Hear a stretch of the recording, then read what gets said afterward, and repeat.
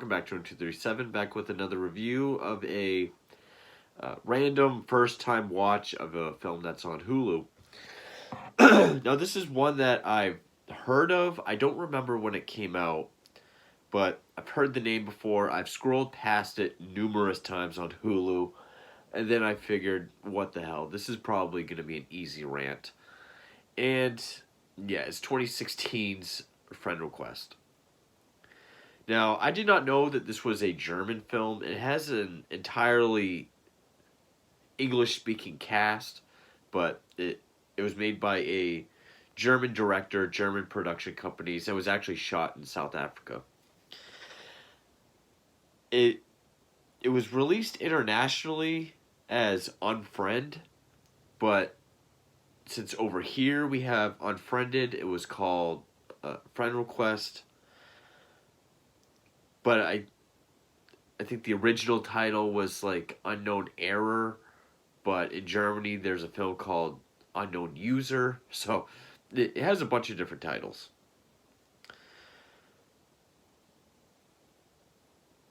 Unfriended was known as Unknown User in Germany.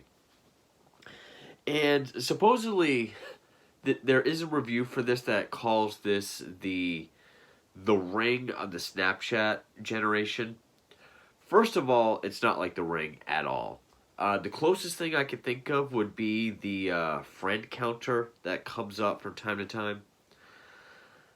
That's it. Eventually it'll hit 0, just like The Ring will hit day 7. This has absolutely nothing to do with Snapchat. This movie is all Facebook. If anything, this is the Unfriended of Facebook, but even Unfriended had more to do with it.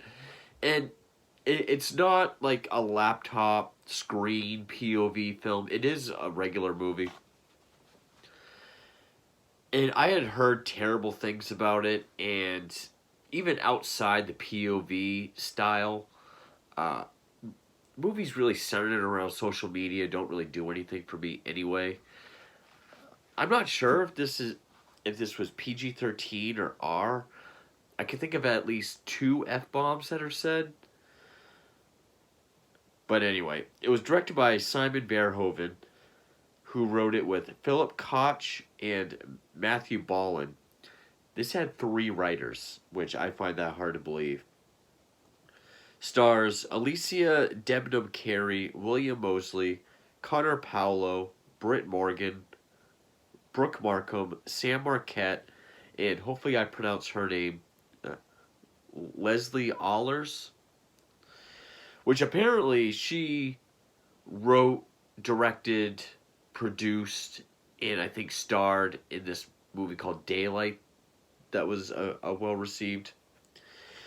Joe Heim did the cinematography, and the music was done by Gary Go and Martin Todd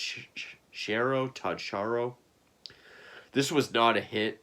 It was made for $9.9 million, made $11 million, so it was not a hit. I can see why.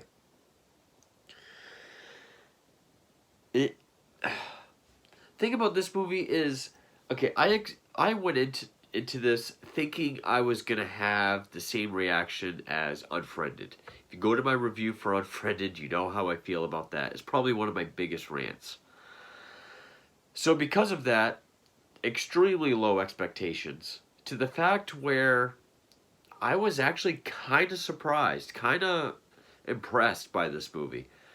It's still not very good at all, but it is way better than I thought it would be. It is better than it deserves to be, especially some aspects. Like the score, I'm not sure if it's Todd Sharo or Gary Joe that did the score. There's definitely 2 different types of music going on. The score is way beyond better than what this movie deserves. I like to think that this movie got scored because the composer sent his score to the wrong movie for a better movie. Even the sort of like Mumford & Sons sound during the opening, to some of the more like Saw type sounds, like pieces towards the end. There's even a nice mellow Silent Hill kind of piano piece put over this animation. The score is very well done. I can't say the score is the best part about this movie. It's not terribly acted. There's not much to the acting, but there really wasn't anything that stood out to me as horrible.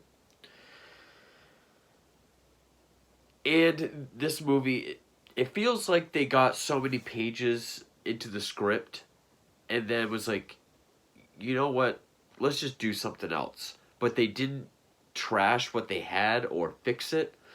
Because the first 20 minutes or so, the first act, is basically like single white female. It's like a stalker thriller. And then it becomes more the Unfriended, where there's witchcraft, possession of Facebook accounts, and possession of people. So they commit suicide in front of a camera, then their video gets posted to the lead's page, so it looks like she's posting it to get everyone to hate her. And she can't delete anything. She can't delete her account. And just the computers always get screwy when she tries to do something.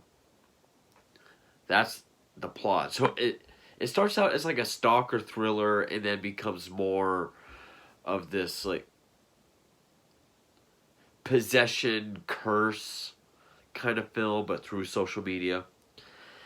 And I would have much rather it stuck with the stalker thriller. Yes, they are a dime a dozen. Yes, it is super cliched. But I would have just found that to be more interesting than trying to do this, because everything they do with the social media stuff really, it is played super straight. Like, they are playing it seriously and straight. But it feels like satire. Like, the worst thing you can do is unfriend someone. And the worst thing that can happen to you is that your friend count drops. Like, it's very melodramatic about it. And I don't know if this movie is shallow and or a cynical. It almost feels like an outcast made this movie, because the outcast with zero friends, like the season 14 episode You Have Zero Friends, South Park. This goth girl, or emo girl, whichever one she is. I use goth very loosely, but you know, she's pale, black hair, wears her hood up, has a bunch of, she does these animations, which first start off kind of innocently, like maybe some dark Tim Burton type animations. And then the further you scroll down, the worse they get. And they're kind of like GIFs or loops of kind of horrific things. Like, there's a pregnant stomach with all these black magic etchings all over it. This sort of scully looking woman with eyes going around. A foot stomping on the head of a baby doll. Or blood spattering on like baby toys or something. Two young boys with these mutilated faces.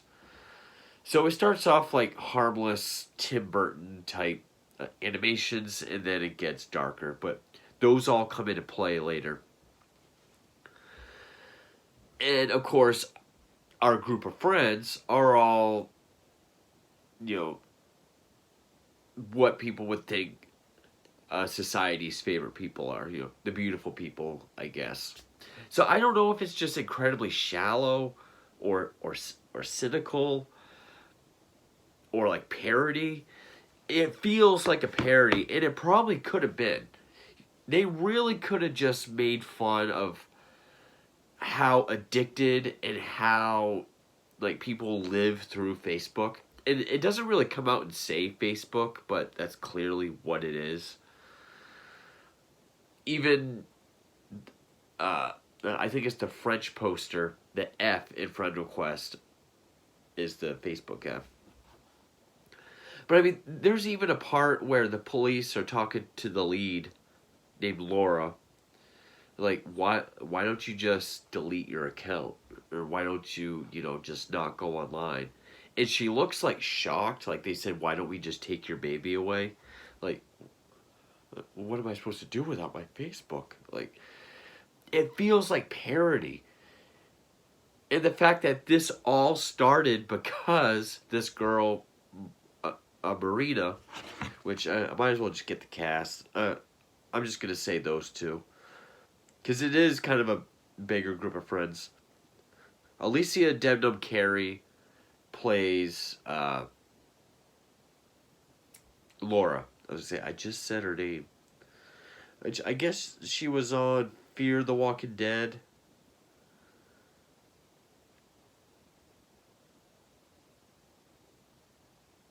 I haven't seen anything else she's been in. No. Plenty of TV. And that Leslie Allers or whatever, she plays a Marina. And I don't know why, but like Marina's name is Marina Mills, but on her Facebook it's Marina. I don't know why. We see that she's kind of watching Laura from a distance, and she's kind of taken by her somehow. Like she admires her looks or her popularity or something. Sends her a friend request. She accepts it because she thinks she's talented with her art and her animations, which do look cool. The animations are well done. In fact, the one where it actually goes full screen with her dream last night of her being in a forest and looking in a mirror on a tree. That's one that has like the Silent Hill type piano over it. Very well done animation. Probably some of the best parts of the film. And they have one conversation outside the dorms about how she just transferred, she's new, doesn't know anybody. That's the only friendly conversation they have. Because right after that, it shows that Marina's blowing her up with messages, always FaceTiming her, even photoshopped their profile pictures together so it looks like they took a selfie together. And then it shows Laura being uncomfortable by it. And then it's her birthday. And just, she says one thing and Marina's like, are you mad at me? Did I do something wrong? Because she makes kind of like a joke about how she sends her a lot of messages. And she says, oh, just my boyfriend and I are going out to eat. But she goes out with her big group of friends. They post all the pictures. Marina sees it. And then there's this big freak out in the cafeteria. And the reason why she always wears her hood, and they do talk about this, is she has that compulsive disorder to pick her hair out. Hood comes down, and then the next day you find out that she killed herself. That's not a spoiler because that's in the trailer and it's the cold open, which, yeah, this has one of those, probably one of the biggest tropes that I'm sick of in films of the last so many years. It opens up with the scene of the psychology professor saying our fellow student Marina committed suicide.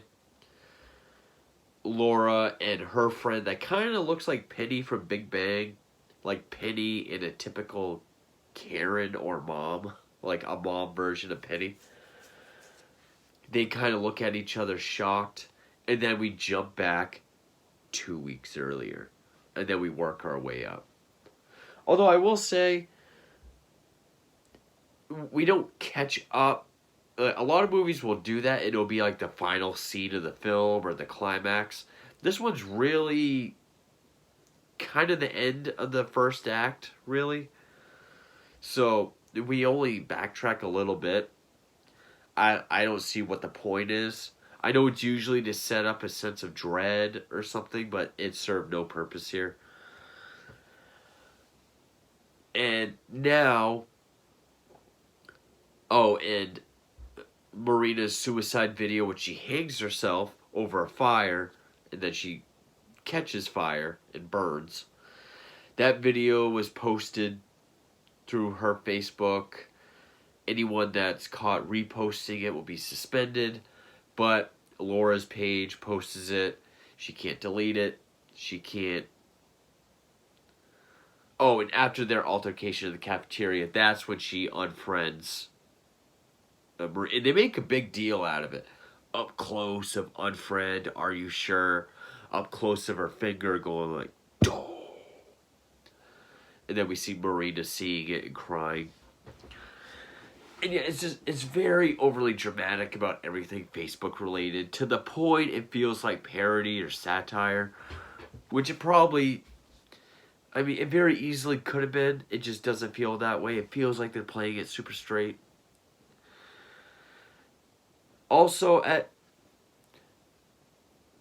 first, when I was first watching it, because after it says 2 weeks earlier, we get like this opening montage of Laura's life through posts and pictures, like who her friends are, where she goes to school, when her birthday is, and just all these pictures and posts throughout the times on Facebook, who she becomes friends with, how she's seeing Tyler, and the progression of their relationship. I thought that was kind of interesting, only because the movie is so Facebook driven. Again, more so than Snapchat. But, and yeah, throughout the film, occasionally it will say Laura Woodson, friends. Starts at like 800 something, and it will start counting down. Because everyone sees that she's posting the suicide videos of her friends. They're disgusted by it. We see their comments, and they all start unfriending her. The goal, I guess, is to make her feel just as lonely. Even when she tries to post a status saying, I'm not the one posting all this, the screen gets all flashy and the letters turn into like these occult symbols and then spells out, you know, soon you will know how it feels to be alone. One thing this movie does suffer from is the CGI. I mean, some of the deaths are alright. Like, the first friend of hers is a boyfriend of one of her roommates. He, for some reason, ends up in an elevator and he just keeps running and bashing his head into the wall. Which, I mean, that's practical. And the effects are practical. Oh, and also they keep seeing wasps. Wasps are part of it. It goes into the witchcraft ritual that... I'm just going to spoil it. I guess it's called a black mirror curse, where you look into a black mirror and shit happens. Which, in this case, her black mirror is her laptop screen.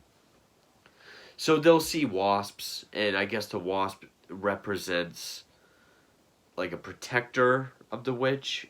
It can protect her, go after who it doesn't like. Which, and I'm kind of wondering, I'm guessing it's only going after these friends because they were in like the birthday photos when she lied to her. Because none of them unfriended her, none of them even spoke to her. But yeah, they make remarks to Laura about her, like, oh, she's a freak, she's crazy, she's weird. You know, because she's not preppy like they are. That's me being cynical.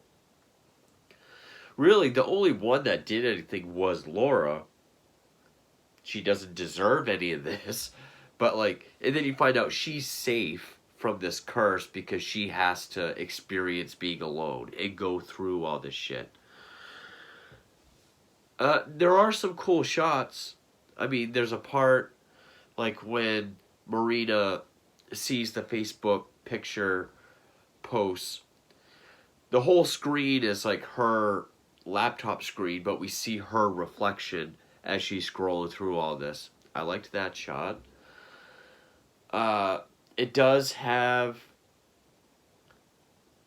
Well, actually, I'll get to that. And so as these friends are dying, Laura's trying to figure out how to stop this curse. All the while, these two detectives who are homicide detectives, but they're treating these suicides as homicide. Like, they really want to get Laura. She's big interest for them. Even though all these suicides are caught on camera. But she finds out Marina came from an orphanage where she was bullied. These two kids who used to beat her up were found dead with their faces mutilated, swollen from wasp stings. And I'm not sure how she got those gifts on her timeline that look like short films or something of the two boys that were stung to death, or the woman with the sort of scully, bloody face, because that's her mother. Like, there was a fire at her house, her mother was burnt, and she was in the womb for months until, because the mother died, but they were able to keep the body alive until she was born. So I don't know how she got these gifts of the actual people, but...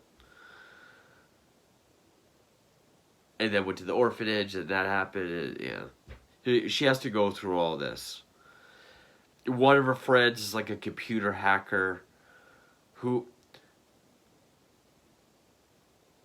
eventually goes crazy because he wants to kill her now because, he thinks if he stops it, that the curse will stop before it gets to him. Doesn't work. But yeah, I guess I don't really know what else to say about it. The ending is also kind of dumb because so Marina commits suicide. One of her friend's boyfriends just bashes his head in the elevator door. His girlfriend is one of her roommates, slits her throat. Her other roommate jumps out of a window but lives. She's all banged up in the hospital. Grabs one of the detective's pistols and shoots herself. And then it's like her boyfriend and the computer hacker guy. But the hacker guy kills the boyfriend. And I guess the whole idea is for her to destroy Marina's laptop because that's her Black Mirror. But no one knows where she committed suicide because it wasn't in her dorm. So her body's still missing as well. But she finds out where it is. It's this factory with smokestacks because it was in some of her artwork and in pictures of like her family home that burnt down and the orphanage. So it's like the one constant thing throughout her past. Oh, I never even talked about the CGI. So yeah, Demon Marina is CGI. Why, I don't know. The wasps are CGI. That I could take or leave. Fine. Yeah, they do got to do some crazy stuff like when they swarm around the hacker guy. But we've seen zombies, we've seen demons, we've seen possessed people. They could have made her up, but a lot of scenes are very quick. One interesting thing that they did do was her huge bald spot from picking her hair out. We do get a shot from behind where we see that bald spot, and there's some like holes in the back, kind of like a hive for the wasp to go in and out. I thought that was kind of a neat idea. One thing that actually did generate, some atmosphere or eeriness would have been when Laura does get to that factory and she's kind of walking around with her phone flashlight. And in the background, we see the two orphan boys that bullied her that were stung to death. In the background, just... Sorry about that. The light kind of got screwy on me. So the two orphan boys are just shrouded in silhouette. But when she, moves, we'll see them in the background, but then she moves in front of them. And then when she moves away again, they're gone. But there's no music. There's, a slight sting, like a... but that's it. It's not a loud, stingy jump scare.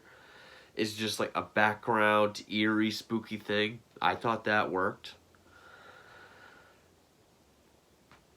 And it's like she finds Marina, the body, and we get spooky Marina face lunging at the camera towards her. It's sometime later, and now Laura, is in the cafeteria, hood up, pale, stringy hair. Her Facebook says Laura, 0 friends, and she looks at this other girl that kind of looks at her like, oh hey, just like the beginning of the movie.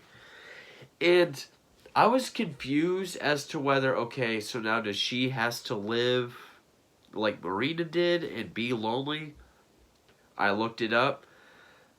Marina is possessing her. Marina's now living through her, which makes no sense because she dragged Laura down to her level. So now it's like she's just living her normal life. But also, so that means Laura doesn't get to live with the punishment of being lonely and ruin her reputation for no reason. So that didn't really make sense. I don't really know how this took 3 writers. Now, I do kind of like the idea of, okay, something happening where it kind of made me think of Candyman. Like, there's all these murders happening around Helen, but she can't prove it's not her, but it looks like she's her. It looks like it's her. You know, all these horrible things being posted to her Facebook, but there's no control over it. She can't stop it. I like that idea. It doesn't mean I want to see a whole movie of it. I don't want to see a whole movie centered around social media. I just don't think it works. I would have much rather this stuck with the stalker thriller act from the beginning. Yeah, it would have been super cliched, super unoriginal. But I mean, now you have the Facebook aspect. You can have her like cyber stalking her and, you know, finding out when she's lying because of posts and pictures and, you know, spread lies through posts and rumors. You know, they really could have played with that because I don't think we really have a single white female of the social media age. I would have much rather seen that, as cliched as it would have been, because really, from the time Marina sends Laura that first message saying, hey, I'm Marina from psychology class, and sends her a friend request, up until she unfriends her, it's like, okay, they have one conversation, and then all it does is show that she sends her a lot of messages. That's it. And Laura's instantly kind of turned off by it. There's no gradual build-up. There's no development. It just kind of starts that way. So I would have much rather seen that fleshed out than this whole sort of no rules established, kind of on the fly social media possession. But still, there were aspects I liked. I thought it was well shot for what it was. I thought there were some decent shots, some decent things that did look eerie and spooky. Very small aspects. I really liked the animations. I thought that worked. Loved the score. I really liked the score. Again, that's probably the best part about this movie. But yeah, it's easy to see that why this movie flopped. And if I had gone into this with just neutral expectations, then yeah, this would have been a much angrier rant. But where I went into it with such abysmal expectations, it was easier to be impressed. And I was kind of surprised. But I do like movies that, you know, it starts in one direction, but then it just takes a flip into a completely different movie. At one point, you know, Parasite did that. The Christmas movie Better Watch Out did that. This, though, that other direction it takes isn't as interesting and just isn't as well put together. I would have much rather seen this stalker girl, you know, see what a stalker can do nowadays with stalking and manipulating people around her and, you know, reputations and relationships with social media in the age of social media. I think that would have been a much more interesting movie. But yeah, the CGI looks super dated, not very well written, and again, it's just so overly dramatic about how important Facebook is and how even though all your friends, dearest friends, are committing suicide around you in very horrific ways, somehow being filmed, you know, if it's not on their laptop or a camera, it's like CIC footage. Even though that's happening and it's being posted through your Facebook with no control, so everyone thinks it's you, yeah, having a low friend count is a lot worse. Also, when the hacker friend turns on her, I thought that was going to happen when he says, "Did you check the basement?" at Marina's burnt down house. I was like, okay, he's probably in on it somehow. But I think it was set up because the two detectives were like, well, we can't prove that you're posting these because we can't track an IP address. And the only way you can hide that is if you're really good with computers. So I was like, so is he doing it? Because I think it hints that he really liked her, but she's seeing this Tyler guy. But no, that's not the case. And no, he's not influenced by Marina in any way. He's just trying to kill her to save his own ass. And, you know, all that's left, which is Tyler. But yeah, anyway, very few things I liked about it. But the things I did like are plenty positive. Again, especially the score, the animations, some shots, some ideas like having the full screen of the desktop screen, but having the reflection of the person. It could have been a lot worse. It could have been as bad as Unfriended. But technically, yeah, it is sort of... Well, I can't really call it the Unfriended of the Facebook generation because Unfriended is all Facebook. But yeah, this has nothing to do with Snapchat. It's nothing like The Ring. But yeah, could have been a lot worse, but it's still not a very good movie at all. But that's 2016's Friend Request. Thank you for watching.